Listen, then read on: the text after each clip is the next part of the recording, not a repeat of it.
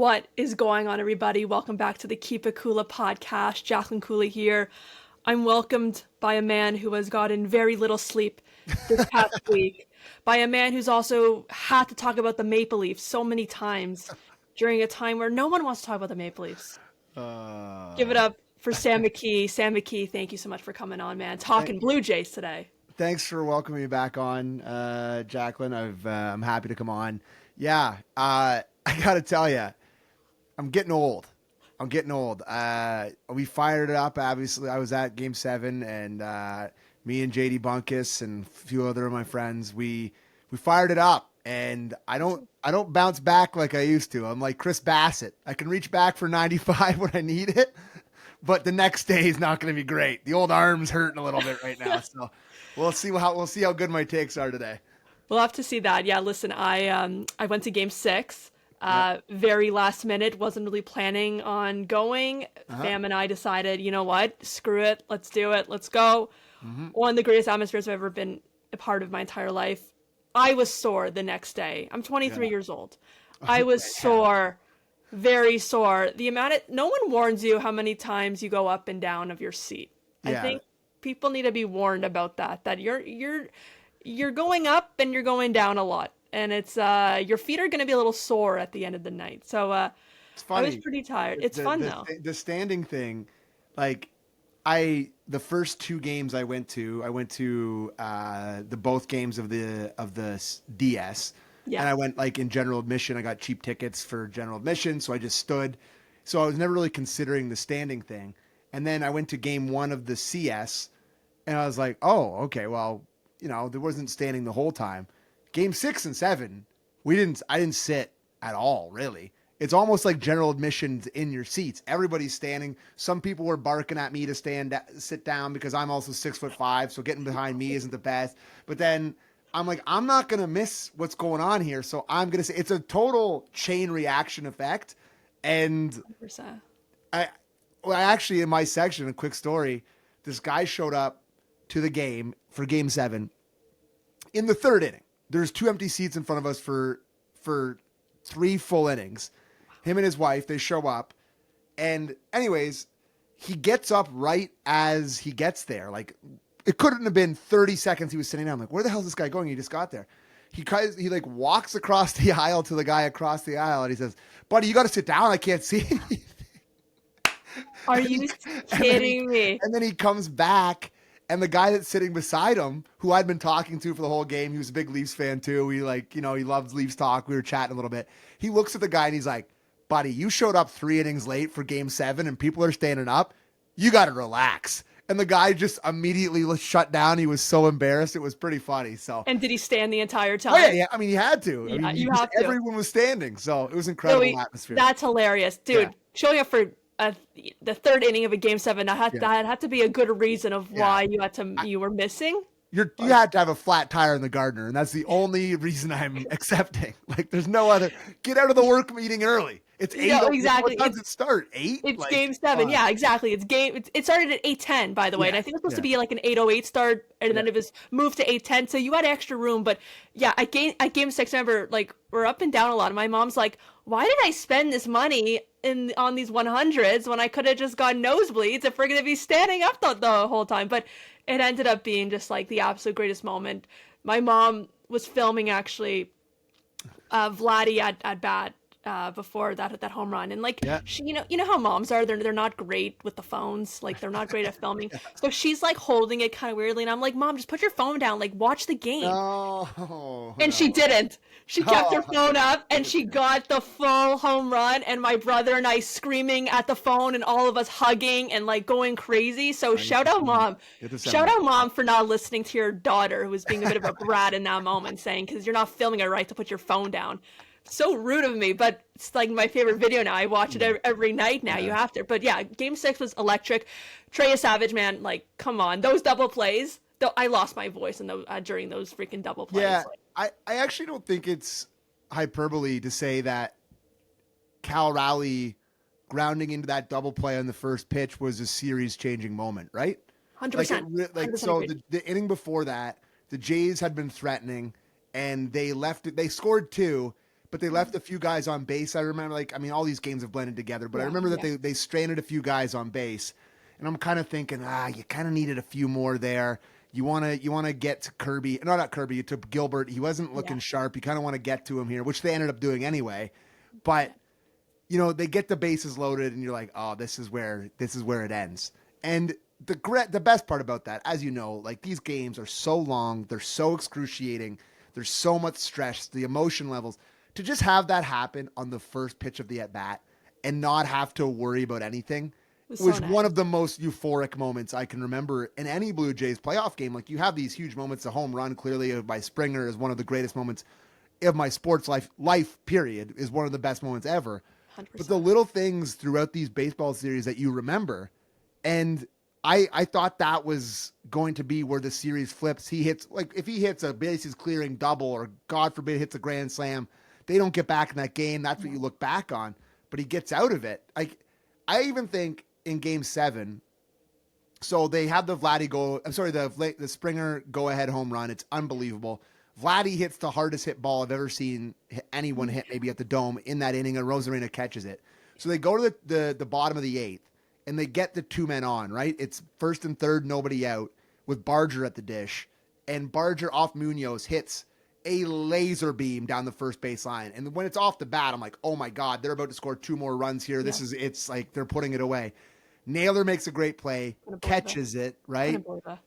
And then they get no runs. And you, me, everyone across Canada, my whole section was like, nightmare, right? That is where you had the chance to stretch it. You have your closer coming in, who pitched 40 pitches the night before, and give him credit, man. He came in there and he shut him down. 8-9-1, strikes at the side, sends to the World Series. But it's all these little moments in these series that are just so hard to remember. But when you do, you're like, oh my God, that was so big. 100%. Yeah, it's like, the Springer home run, which I have to we have to, debrief that, of course. But it's like, it starts off, the Barger gets walked, IKF with a single. If you told me freaking a month ago, IKF would hit a single to be lot of pinch hit for him conversations in my section as well. Are you not going to go to Schneider here? Yeah. Schneider's a bigger home run threat. You're trying to tie a game here. They didn't. They stick with IKF, and he gets a big base knock up the middle. So continue. Yeah, no. So just the fact that those two things happen. Barger, who we know loves to swing. He loves to swing that bat. He loves to reach. So the fact that he took a walk is like, okay, not usual. No. IKF hitting a single, also not something you see all the time. And then Springer, I freaking knew it. I freaking knew he was gonna do something. I wasn't calling a home run though. I was calling some sort of sac fly, right? He's been terrible since getting hit. Yeah. Obviously, he hasn't had his stuff, and he goes up there, and Game 7. So before I talk about this, so I've been to 10 games this year, and they've won all 10 games that I've been at. Oh my God. 8 regular season games, 2 playoff games, ALDS Game 1, and then CS. And so everyone's telling me that I have to go to this game. And I was telling them, like, I do want to go Game 7, but I also just really want to watch at home. And I think there's certain fans that are like that. My thing, too, is that I had to watch with my mom and my brother because I've watched every single game with them, and they've won those games. So if they want to go to the game... You're doing your part. Sorry? Yeah, exactly. 100%. So it's like... if a friend is like, let's go to a game, I'm like, I'm not going with you. No, I'm going to stay with my family and watch this game. And so I said, I don't want to go to game 7. Like, I really just want to watch at home. And we're down in this game. And all I'm thinking is, I don't know, I had like 20 people reach out to me. So many people who I never spoke to in my life be like, you have to go to this game. And I'm like, listen, I just want to watch on TV. I want to hear Dan Shulman and Buck make the calls. Like, I want to see in the dugout. I want to be able to like take a walk. It's overwhelming. These games are overwhelming. Yeah. And so I'm thinking like, oh my God, everyone's going to freaking kill me. My podcast is going to go down the drain. No one's ever going to listen to a thing I say. Springer hits that home run, man. My whole family, we lost our voices in that moment. I'm saying no one is killing me now. The podcast is back on. I did my job by staying with the family, even though I was not at the game. The greatest moment I've ever had watching a Jays game, and I'm not upset that I wasn't at the game, but I want to hear your thoughts of being at the game because listen, I was at Game 6, and honestly, I was too tired. I don't think I could do the standing for Game 7. Honestly, I respect you guys. I respect you. It is a grind, and I was a pretty good boy at Game 6. I didn't, fire it up too much. I went out for some food with some friends after, but nothing crazy. I was in bed by 1, nothing really insane. So Game 6, I filmed an episode right afterwards, and I went to bed at 4:30 in the morning. Okay. So okay. I was beat. That's fair. Yeah. But I got to go to Game 6 for free, which was pretty amazing. Clearly, I got hosted by a really good friend of mine. Beautiful. So I thought to myself, like, am I really going to go to Game 6 and not go to Game 7, especially when I got to go to Game 6 for free? And so whatever I spend on Game 7 doing boy math, Jacqueline, I'm like, well, it's just half off. It's half off whatever I spend. 100%. It's just the same. So my wife and I, we bit the bullet. And we had really good seats. I was lucky enough to get lower bowl tickets for face value. They weren't cheap, clearly, but it wasn't like insane. And looking back on what happened, now I would have spent triple what I spent to be there for that moment. And what my big takeaway from that moment is leading up to that. I wouldn't say this was me, but because I'm a kind of get to be a negative Nelly when it comes to the Jays in terms of like it being down, and I get pretty depressed. I'm not going to lie to you. I'm a pretty emotional fan, but the crowd was really amazing, and you could feel that the crowd was confident. Clearly, Jimenez gets that bunt down. And you're like, okay, here, all we need is a single. All we need is a little knock. We can tie this game. Everybody was just really positive. Great, let's go Blue Jays chant during that. The crowd was good the whole way through. And you don't really think about in the moment that, like, if he hits a home run here, this is legitimately going to be one of the greatest sports moments in the history of this city. You're not really thinking about that. You're just, like, in the moment. But when he hits that ball and it's going up and I'm looking at it and I'm like, no way. Like, no way this is about to happen. And I see Randy Arozarena pull up, and I'm like, oh, my God. And I've never seen a crowd like that. You look on people's faces. It was just like people had my keys were in one row. My phone was in another row. My hat was off. Like, it was bedlam. Popcorn flying, like beers in the air. People had no idea how to handle themselves. And the crowd after that was the most electric I've ever felt a group of people be. Like, when he rounds the bases into the Lucas at bat, it was pure. No one was paying attention to Lucas at bat. And he ropes a single, and then Vladdy hits the hardest hit ball I've ever seen straight into Rosarena's glove. But it's just like, you don't, as a sports fan, you go through a lot of crap. Like, not just Toronto sports, every sport fan. Like, if you're a fan of every team in every city, you have your despair, you have your dark moments.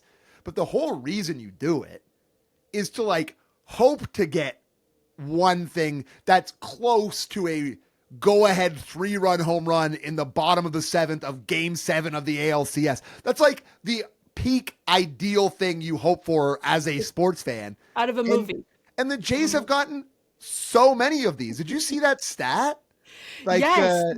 What? I can't remember what it was now. I can pull it up here quickly as I quickly. It was. The Jays, listen, it's like, but also with that, it's like, where do you rank that with the Joe Carter and the Jose Bautistas? It's 100%, 100% agreed. Bautista's third.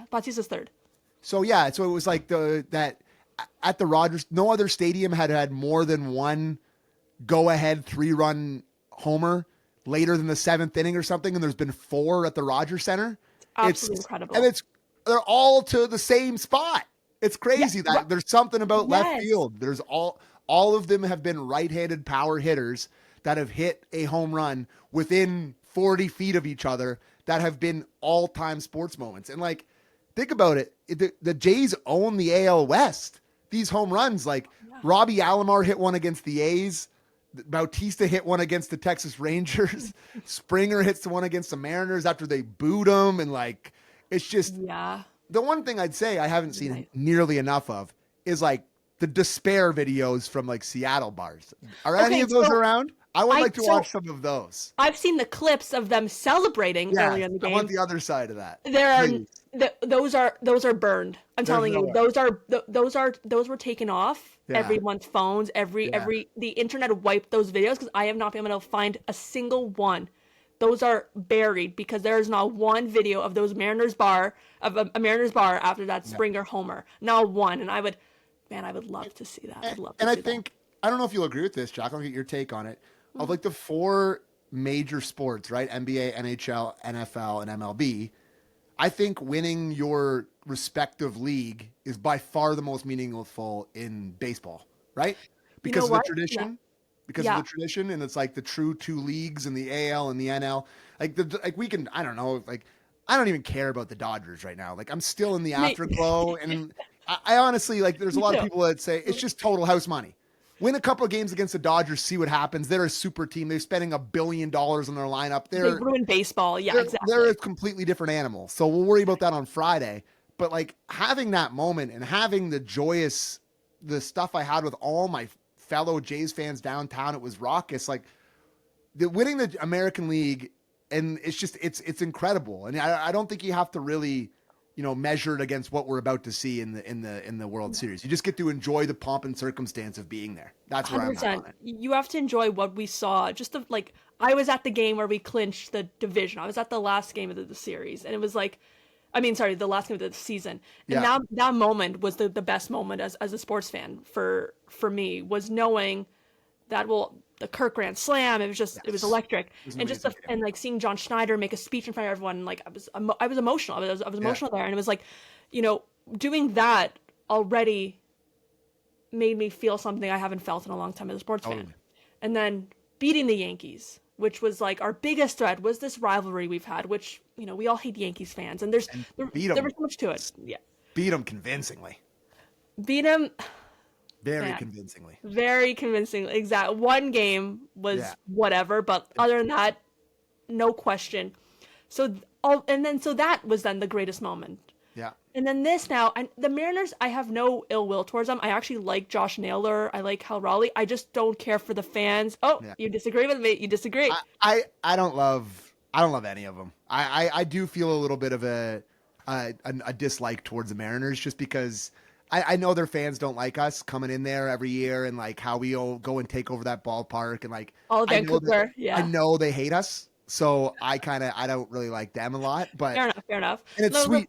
It's sweet for our West Coast Jays fans who get to go there next year and just parade around there, being like, "Hey, remember when we beat you after you booed the guy who got hit in the knee? Remember that?" Exactly, and that was when I was like, "Hey, now let's crush these Mariners for booing our George Springer." You know what I mean? So it's like, and then it's like, so you go from winning the division, beating the Yankees, and then now winning the AL, which was such like a shocking league this year, and you didn't know what to expect, and no one had the Jays. No. Every insider and analyst had the Jays finishing in 5th in the East. Yeah. So I am riding this high, and I think the whole city will be. Yeah. Come World Series time, did you get tickets for the series? So I do have a ticket for Friday night, and I'm getting again hosted by one of my great friends. I'm blessed. I don't know what to tell you. I'm going Friday night, game 1. I'm not paying. I'm pretty lucky. So I'm very lucky, and I understand how incredibly blessed I am. And people probably don't love to hear that, but I'm pretty excited. It's just, I am going. I can't wait. It's a tall task, Jacqueline. I can't believe that. I can't believe you're going. I know, but it's a tall task. It's a very, very tall task. We all know it. Everybody knows how good the Dodgers are. It's just, I think if there's any team that can maybe find a way to take a game or two off of them, it's the Jays. They put the ball in play. They haven't struck out. All these teams have good pitchers. I don't know. Maybe it's just I'm riding high off the confidence of watching them through that 7-game series and the adversity they've dealt with all year. I think they got a puncher's chance. They probably won't win. I don't know. Is that negative to say? They probably won't beat the Dodgers, but they're the American League champs. They got a chance. I don't think it's a crazy thing to say that they could win.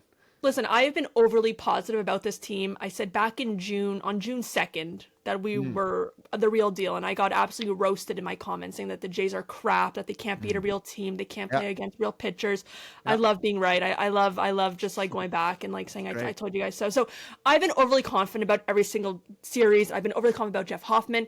I'm staying overly confident about this team because we have been shocked by them all year long. So I think if there's one team that can beat the Dodgers, because they absolutely embarrassed the Brewers, and I think they were going to embarrass the Mariners. I think if there's one team that's going to beat them, it's the Blue Jays. I'm Jason 6. I'm confident. I love it. I think that, like, you know, you talk about the Jays as this like scrappy underdog, but they're top 5 in payroll. They have a lot of pedigree players. Like, they're just way behind the Dodgers, but nobody spends like the Dodgers.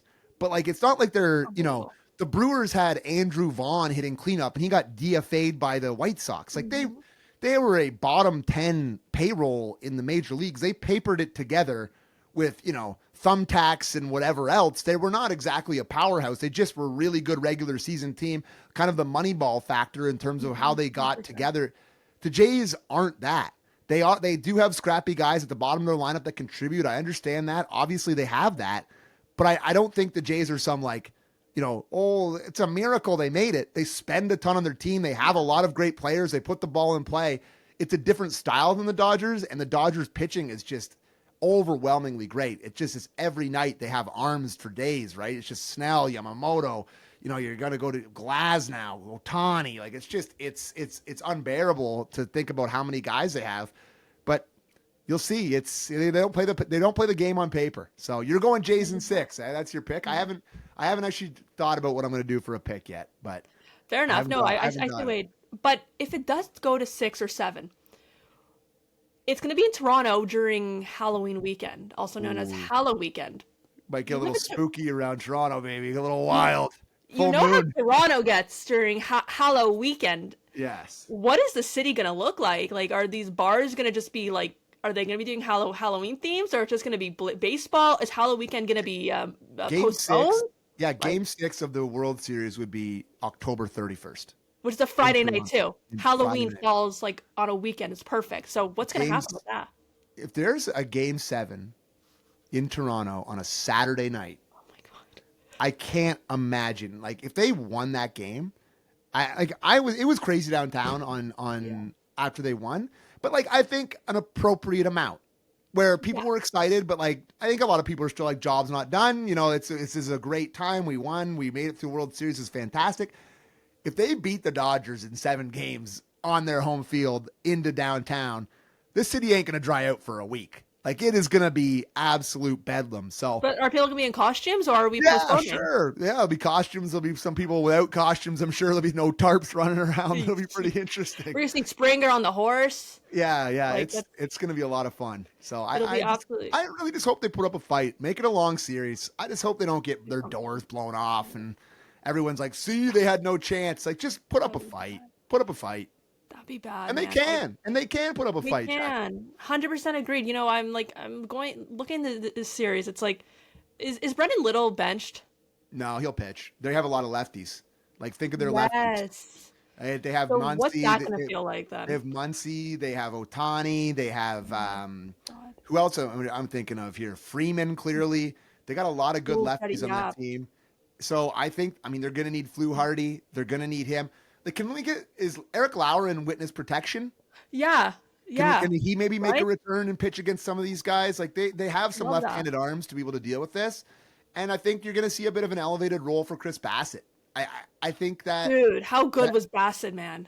That was... I got to tell you, when that umpy pulled the cord on Gino Suarez for strike 2, was it strike 3 for the second out? Yeah. That was a pretty euphoric moment at the Dome because that was a long battle and he flipped over the curveball and you could see how much he froze him. Like, all those guys come out, they throw 100. It just looks all the same. But Bassett, from my perspective, you could really tell the speed difference and you could really tell how much he was mixing it up. So I'd like to see Bassett have a little bit more of a role here. Maybe not like a start, because I think they're probably just going to go with the same 4 guys in terms of who's going to start, right? It's going to be Trey, it's going to be Gausman, it's going to be Bieber, it's going to be Scherzer. But I would like to see try Bassett a little more in high leverage, because 100%. Is Louis Varland's arm going to survive? It's going to be mincemeat. He just pitches. How does he have an arm? How does he have an arm still? Like, absolutely unbelievable. He's a stud. I got to give him credit. Like, he's obviously given up some big homers but you know, the amount of times they just go to him and he comes out and he throws heat and he goes after guys. It's not perfect, clearly, but I give him credit. I give him a ton of credit. That guy. He has the stuff. Like, he'll give up a homer, but then it's like, but I look back to the Judge home run, and he gave up the homer to Rally, but then he stuck in there and he got the inning still. Like, I don't know. I still trust him. 100% agreed. And then it's like Bichette says he's ready. Do we put him in? Is he gonna be a pinch hit role? Because I don't want to put him as a DH. I want Springer keeping that spot. Do we see Bichette? I don't know. Has anyone had the take yet? You got to leave him off the roster. Has anyone had that take yet, or no? Yeah, I'm seeing that. I'm seeing that here and there. It's I don't know how you do that if he can hit. You don't. Obviously, you don't. It's just an awkward fit. That's all I'll say. It's weird. I think it's a pinch hit. I don't know. I don't think you can't start him in the infield now. And then I don't want to put Springer in the outfield.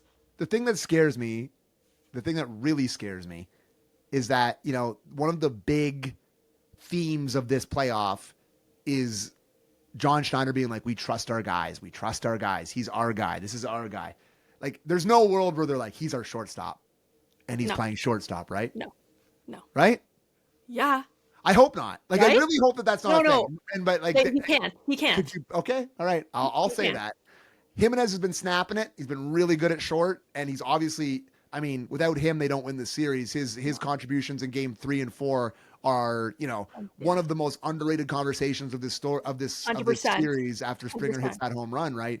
And he's been so good at short. It is an awkward fit, and I'm not sure what they're going to do. And you're never taking Springer out of the lineup, and him playing in left field with a janky knee that 98 mile an hour heater off the cap. It's going to be interesting. We'll see. We'll see what they do. I think it's a pinch hit role. I agree. Yeah, 100%. Please, Schneider, please. You've made a lot of choices this year that a lot of us highly disagree with. Please make the right one here. Like Brandon Little. Yes. He got saved.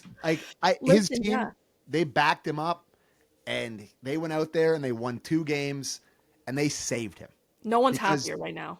Because if they lose in 6 or 7, that is one of the most famous decisions that any Toronto sports manager, coach, infamous, I should say, that'll be talked about for the rest of our lives, Jacqueline. And now it's a footnote. It's a footnote. Never talked about. It's crazy. 100%. Like, he wouldn't be able to show his face anywhere again. Yeah, not now, fire him, but people would always talk about it. Always. It would be absolutely brutal. Yeah. I want to talk quick about, so Vladdy rolled up in the Matthews jersey. I don't know if you were thrilled about that. Nightmare. I was not happy when I saw him in that assistant captain Matthews jersey. The MVP jersey. Yeah, exactly. So yeah, you know what? There was an interesting twist with the jersey. I said, "What the hell are you doing, Vladimir Guerrero Jr.?" But then I said, if he pulls this off, it's the most badass thing in the world. I think Vladdy's a legend for pulling up in that jersey. It takes stones, and we discussed this on Real Kipper Unborn. Obviously, we've been talking so much Jays and comparing the two teams. We've been doing Jays basically the whole time. But do you think he knew what that meant? I think he did. I think he went in. I think he pulled off a big thinks so too, but I don't think he. I think he's just a happy guy that loves the city and wanted to support the other team and be a supportive guy. I don't think he's pulling up in a game 7. I know. It's one thing to pull up to a game 2 or game 3. You have some leverage there. Right. When you put it that way, you may be right, but I just have a hard time believing that he's I know the history of the Leafs and I'm a puck knower and I'm going to do this. I don't know. Maybe he does. Maybe he does. No, 100%. It's tough. But then, Matthews pulls up with the Vladdy jersey and man, has the worst game of his career. Next question. We don't need to talk about the Leafs, or no, we can. No, I just the last thing I would say about the Vladdy thing. So there's, like I said, this guy in front of me, big Leaf fan, loves Leafs talk. We were yucking it up, laughing back and forth. And I don't know if we can swear on your podcast. Go for it. Yeah. Okay. He looks at me after, I think it was the 6th when they go 1-2-3. They're down 3-1. He turns around and he says, he had to put on that fucking jersey, didn't he? And I was brother, you're speaking my language, brother. No, if the Jays lost this game, that picture would be memed for the rest of our lives, Sam. The rest of our lives, you would see that forever. Springer bailed out Matthews too, man. Dude, Matthews would have been associated with that for the rest of his life too. It's crazy. Matthews owes George Springer a nice steak dinner, 100%. Take him out. Take him out. 100%. Listen, okay, so I gotta let you go. Last thing, Springer's comeback player of the year, right? That's locked? I think so, for sure. Who else would be in the conversation? I don't know, but I mean, this is one of the greatest renaissances in like Toronto sports history. I can't think of a guy that was more counted out. I had conversations about like, how can they buy out this contract? How can they get rid of this guy? How can they do it? And he carried them this year. And like a huge reason why they won the series and won so many games this year is that the bottom of their order all year was sick, and he would come up with guys on base and get huge knocks. And it happened over and over and over. And that recipe came true again in Game 7 of the ALCS. And he just carried them offensively for long stretches this year. Vladdy was inconsistent during the regular season. Bo was great, clearly, but he was missing for a big part of it after he slid into home plate. Like, it's amazing. It's amazing they made the World Series without Bo Bichette. And Springer's a big reason they did. When Bo got hurt, it was okay. He'll be back for the wild card, or no? It was like maybe he'll be back for the wild card. Okay, well we don't have to go to the wild card. Okay, he's back for DS, sure. CS, sure. World Series. We haven't seen him at all. But yeah, when he got hurt on that rainy day in New York with the game delay, absolute worst game I've watched all year. And he came out. He came back out on the field after. What the hell? And then it's like, and then he's out for the rest of the season, getting ready for the postseason. And then you don't see him. It's like, how the hell did we do this without Bo Bichette, who was the best hitter out of anyone all season long? Yeah. And then the fact that he's able to do this, and then Santander, who we thought was going to make the biggest splash in the world, was absolute silent.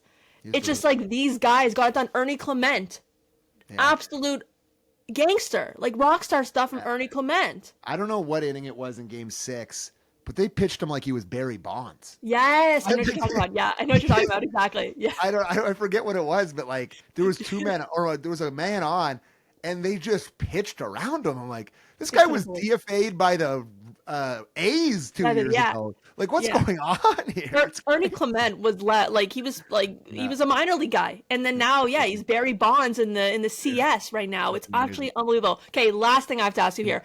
We talked about who was going to make the biggest splash in the ALDS and like the most underrated name going around. I think, and then you said Schneider. You said Davis Schneider was going to make the biggest splash. Not great of a pick. He was okay in that series. Yeah. He's fine.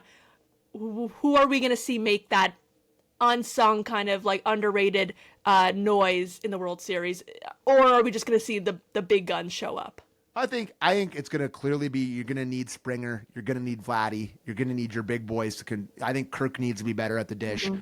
I thought he wasn't very good in this series. He was good. He was really good against the Yankees. I thought he kind of fell off a bit against the Seattle Mariners. Still catching great. Like it's a tough job playing every day. I get it. Yeah, Raleigh could not do that. Give me a little Barger action. I think his bat's coming around. Like, he obviously had the massive home run in Game 6 where you were at, and like that, I almost passed out. It was so loud in there. Me too. Oh my God. Craziest moment. There are some lefties going to have to face. Like, he probably maybe not even be in the lineup in Game 1 against Blake Snell, but their right-handed pitching is pretty powerful, and I could see him factoring in and having a big moment against some of their right-handed pitching because I think his bat's really coming around. So give me an underrated guy this series, Barger, to have a big one. That would be my pick. That's your pick. Is that a good one? I love that Barger pick. Are you kidding me? I absolutely adore that pick because first half of the season he was absolutely incredible. Second half, he was in the freezer. He was in the freezer for a while. Not like he's my freaking screensaver. You know what I mean? Really? Like a bit. Wait, hold on. Let me show it to you quickly. Hold on. Let me make sure I don't have anything going on. Look at that. Look at this sweet pick. Wow. Like, that's sick. I love this guy. And then, he just disappoints all season. And then Game 6, we saw the exact Barger that we expect to see. And I think Barger's going to have an absolute unreal series. I think Lucas is going to light it up again. We saw some moments. Of course, he was one of the biggest stars of the DS as well. Yep. I definitely see him having a huge World Series, and just like it'll just be a great story too because he was a guy who was left for nothing in the minors, who was going to retire possibly. And now it's like he's going to be hitting second in this World Series. It's crazy. What a freaking story, man. Probably not Game 1. Like they're gonna do the same thing they did. I would imagine you're gonna see Davis Schneider in there hitting too. I hope so. I hope so. Just what a story. I love all this whole team. I'm so happy to talk about the Jays. So happy to not talk about the Leafs right now. I'm sure Me too, Jacqueline. You're freaking thrilled. Raptors start tonight. I'm like, no one, like, yeah, I'll watch a little bit, but no one is locked in for this. We're all locked in for the Jays. Sam, thank you so much for coming on. I hope you have a freaking fantastic time at Game 1. I will. Dude, I'm gonna try to get tickets. I have a budget. I have a budget, and I'm willing to spend a good amount of money to go to Game 1. But I have to make sure I'm with the people I've been watching with, though, for sure. But have a great time, man. Thank you for coming on. Hope to chat soon. Hope to talk exciting stuff about the World Series. I promise. If the Jays win the World Series, we're talking again. How's that sound? 100%, man. It'll be a 2-hour long episode, that's for sure. All right, thank you all for watching. Subscribe to the channel. Shout out Sam. Go follow him on Twitter. Watch him on Kipper and Bourne, Leafs Talk, or you can wait till end of the season. I'm just kidding. I'm kidding. Go watch, and then if you're at Game 1, go say hi to Sam. Go buy him a drink. All right. All right, everyone. Bye-bye. Bye.